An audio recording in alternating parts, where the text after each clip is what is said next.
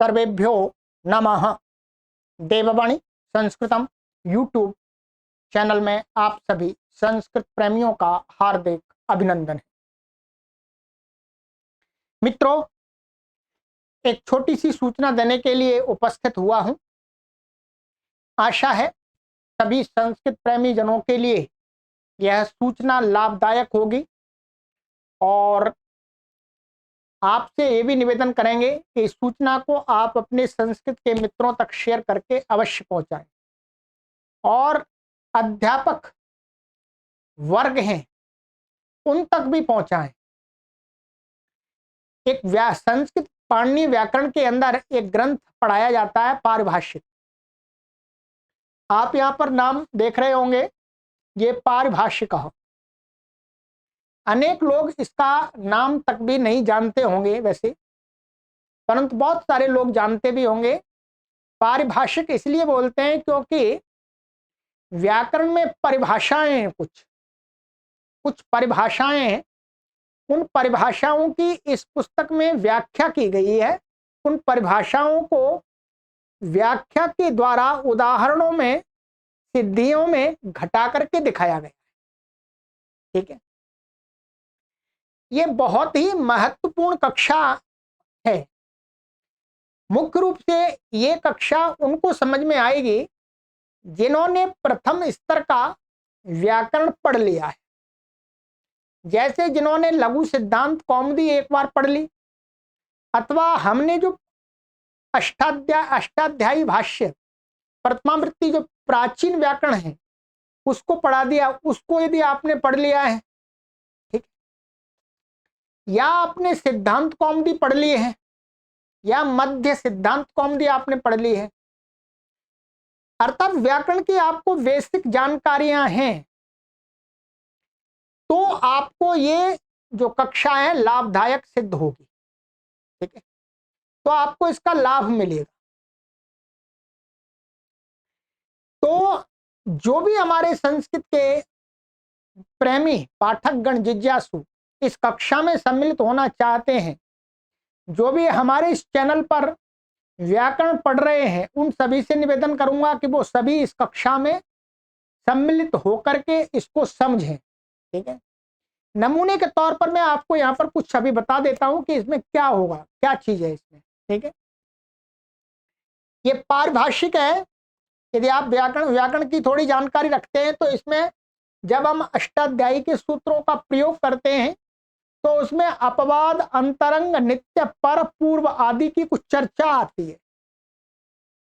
ठीक है, तो वो विषय इसमें होगा मुख्य रूप से। इस पुस्तक जो इन परिभाषाओं के व्याख्याकार हैं वो आचार्य प्रद्युम्न जी महाराज हैं, गुरु जी हैं, बहुत बड़े विद्वान हैं, अभी भी हैं। उन्होंने ये पुस्तक लिखी, व्याख्या की है, तो सरल व्याख्या की है और हमने इसी पुस्तक के माध्यम से पढ़ा है, तो हम आपको अच्छी प्रकार से इस पुस्तक को समझा देंगे। इसमें क्या है वस्तुतः देखेंगे आप, इसमें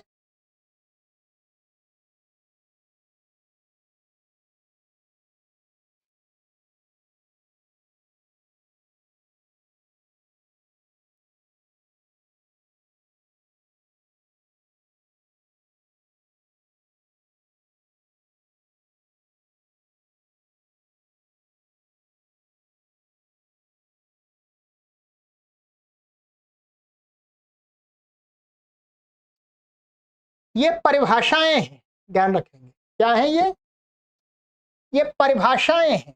ये 158 परिभाषाएं, 158 परिभाषाएं हैं। ये परिभाषाएं आपको एक सूत्र के रूप में यहां पर दिख रही हैं और व्याकरण में इनकी बहुत ही महत्वपूर्ण भूमिका होती है। ठीक है, तो इन 158 परिभाषाओं को मैं क्रमशः यहां पर इस चैनल पर पढ़ाऊंगा और ये पूरी तरह से निःशुल्क होगी। संस्कृत विश्वविद्यालय में जो हमारे पढ़ने वाले पाठक हैं, प्रौढ़ विद्यार्थी हैं, एमए अथवा आचार्य की कक्षा में पढ़ते हैं, अथवा हमारे अध्यापक वर्ग जो यूनिवर्सिटी आदि में पढ़ाते हैं, वो सभी इस कक्षा में भाग लेकर के इन परिभाषाओं को आसानी से समझ सकते हैं।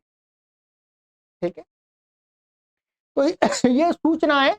तो आपके लिए ये पहले मैं परिभाषाओं का आपको इसका मूल उच्चारण भी सिखा दूंगा, इसका उच्चारण करना, ठीक है। फिर उसके बाद में पाठ आरंभ हो जाएगा। तो ये क्रम में चल रहा है, ध्यान देंगे। हम जो संपूर्ण पाणिनि व्याकरण का जो कोर्स बना रहे हैं उसी सीरीज में ये पुस्तक है। अब ये इसका ये स्थान आ गया कि ये पुस्तक पढ़ने का हमने इससे पहले का जो भी पढ़ाना था पढ़ा दिया, ठीक है। तो ये है, देखिएगा मैं आपको लास्ट तक परिभाषा बता देता हूं कि 158 ये 158 58वीं परिभाषा स्वर विधौ व्यंजनम अविद्यमानवत्। तो ये 158 परिभाषाएं यदि हम लगातार पढ़ेंगे इनको तो कम से कम 3 माह लगेंगे इसको पढ़ने में, कम से कम 3 माह लगेंगे, ध्यान रखेंगे। ये काफी इतना सरल भी नहीं है, परंतु आप पढ़िएगा, इसको अवश्य देखिएगा, आपको बहुत कुछ सीखने को मिलेगा। आपकी जो बुद्धि है, बुद्धि का जो लेवल है, स्तर है, वो काफी बढ़ेगा।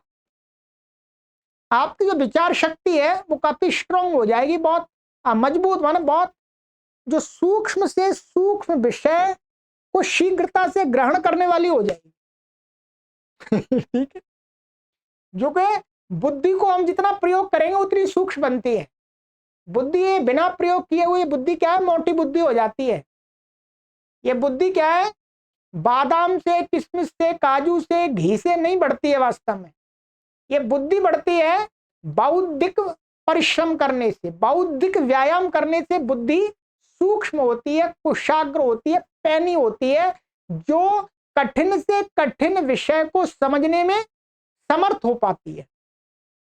अनेक लोग बुद्धि को बढ़ाने के लिए काजू, किशमिश, बादाम, घी, शंखपुष्पी सेवन करते रहते हैं, परंतु बुद्धि वास्तव में किससे बढ़ती है? बुद्धि बढ़ती है बौद्धिक व्यायाम से।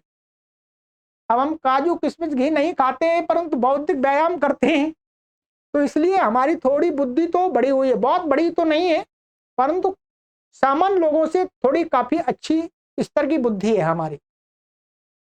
तो चलिएगा, ये सूचना थी। आपसे यही निवेदन है कि आप संपूर्ण भारतवर्ष के जितने भी विश्वविद्यालय आदि हैं उनके विद्यार्थियों तक पहुंचा दीजिएगा, जिससे उनको भी लाभ मिल जाएगा। हम कोई फीस नहीं ले रहे, कोई शुल्क नहीं ले रहे, आपको निःशुल्क पढ़ा रहे हैं, ठीक है। और आपको पीडीएफ चाहिए तो पीडीएफ भी आपको हम जब तक हमारे पास रहेगी तब तक उपलब्ध करा देंगे। ये पुस्तक अब छपती नहीं है, ठीक है। इसके स्थान पर एक दूसरी पुस्तक छपती है, पर मैं उसके माध्यम से नहीं पढ़ाऊंगा, वो पुस्तक आपको मिल सकती है, ठीक है। ये पुस्तक की आपको चाहें तो पीडीएफ, जैसे जैसे मैं पढ़ाता जाऊंगा वैसे वैसे आपको पीडीएफ मिल जाएगी, और इसकी संपूर्ण पीडीएफ आपको देववाणी संस्कृतम ऐप के अंदर मिल सकती है, ठीक है। तो चलिएगा, ये अपने आप बिल्कुल भी समझ में नहीं आई, आप सोचें, इसमें अपने आप कुछ भी समझने लायक नहीं है। ये देखिएगा, इसकी व्याख्या कैसे होगी? व्याख्या इस प्रकार से होगी। ये पहली परिभाषा है, यहां से पहली परिभाषा ये है। पहले इसकी क्या है, भूमिका बनाते हैं परिभाषा की, ये परिभाषा क्यों बनाई, इसकी क्या आवश्यकता है। यहां प्रश्न उठा करके भूमिका बनाएंगे प्रत्येक परिभाषा, फिर परिभाषा को बताएंगे, ठीक है। फिर ये परिभाषा, इस परिभाषा की व्याख्या देखिएगा, इतनी छोटी मोटी व्याख्या नहीं होगी, ये सारी व्याख्या है उसकी। ये व्याख्या मुझे समझानी होगी, ये आपका वश नहीं है कि आप अपने आप समझ लें, ये भी मैं गारंटी कर देता हूं आपको। ये सारी इसकी व्याख्या है, ये यहां तक आपकी ये एक परिभाषा समाप्त हो रही है। यहां तक ये एक परिभाषा समाप्त हो रही है आपकी 3 पेज के अंदर। 3 पेज हैं, नहीं 4 पेज में। अभी तो और भी आगे है ये।